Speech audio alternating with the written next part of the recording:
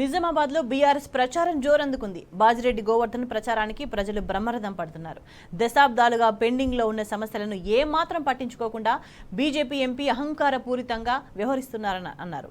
అటు 420 హామీలతో కాంగ్రెస్ పార్టీ ప్రజలను మోసం చేసిందని, ప్రజలు కాంగ్రెస్ పార్టీకి ఓటు వేసి బాధపడుతున్నారని అంటున్న ఎంపీ అభ్యర్థి బాజిరెడ్డి గోవర్ధన్తో మా ప్రతినిధి రవీందర్ ఫేస్ టు ఫేస్.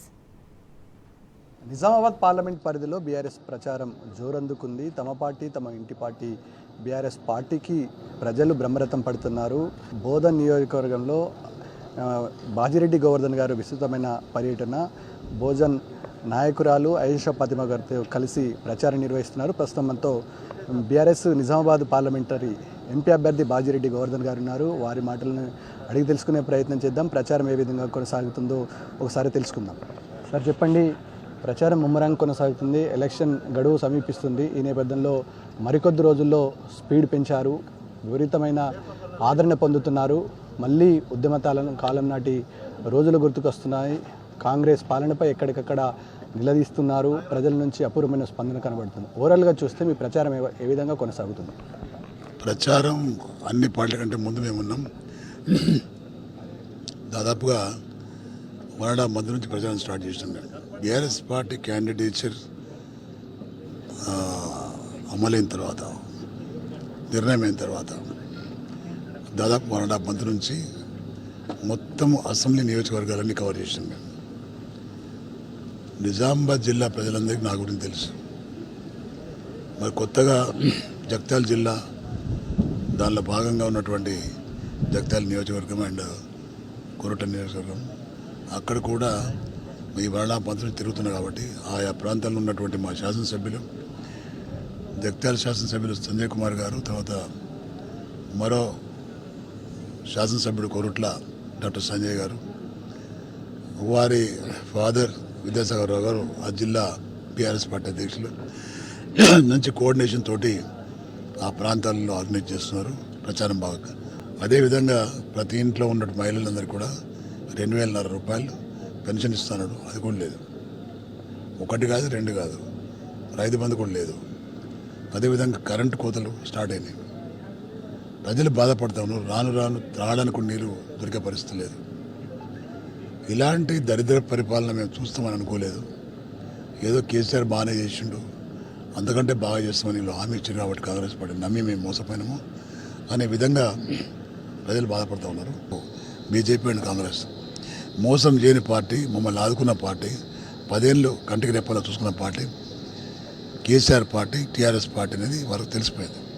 కాబట్టి ఇప్పటికైనా మేము కళ్ళు తెరుస్తాం సార్, తప్పుడు మీకు ఓటేస్తామని చెప్తారు.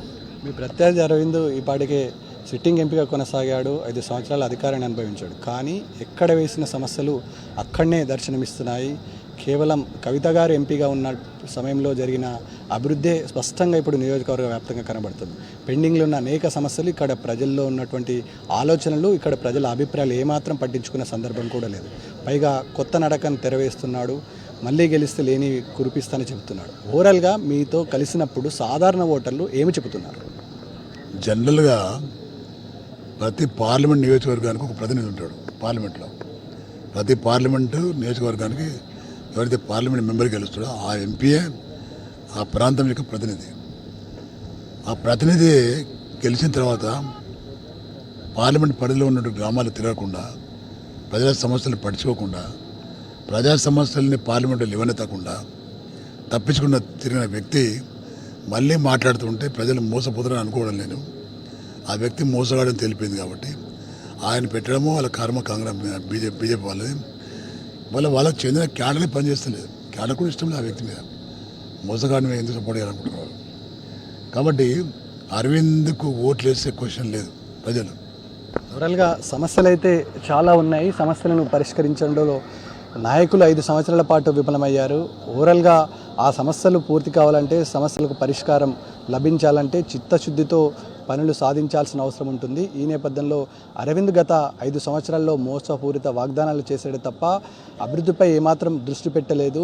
రానున్న రోజుల్లో తనను అత్యధికంగా మెజార్టీతో గెలిపిస్తే నిజామాబాద్ ప్రజలు ఉన్నటువంటి అనేక సమస్యలకు పరిష్కారం సాధ్యమవుతుంది. ఈ నేపథ్యంలో పెండింగ్లో ఉన్నటువంటి ప్రాజెక్టులు పూర్తి అవుతాయి. దాంతోపాటు ఇక్కడ ఉన్నటువంటి ప్రధానమైన సమస్య పసుపు బోర్డు, అదేవిధంగా ఇక్కడ ఉన్నటువంటి గలుపు సమస్యలపైన దృష్టి సారిస్తాను. ఇక్కడ ఉన్న యువతకు ఉపాధి మార్గాలు చూపించి నిజామాబాద్ పార్లమెంట్ సెగ్మెంట్ని దేశంలోనే ఒక ఐకాన్గా నిలిపించడానికి సంపూర్ణ మద్దతు ప్రకటించి గెలిపిస్తే అవన్నీ కలలు సాకారం చేస్తామని బీఆర్ఎస్ పార్టీ ఎంపీ అభ్యర్థి సీనియర్ మాజీ ఎమ్మెల్యే బాజిరెడ్డి గోవర్ధన్ అంటున్నారు. వీళ్ళు శివతో కలిసి రవీందర్, టీ న్యూస్, నిజామాబాద్ జిల్లా.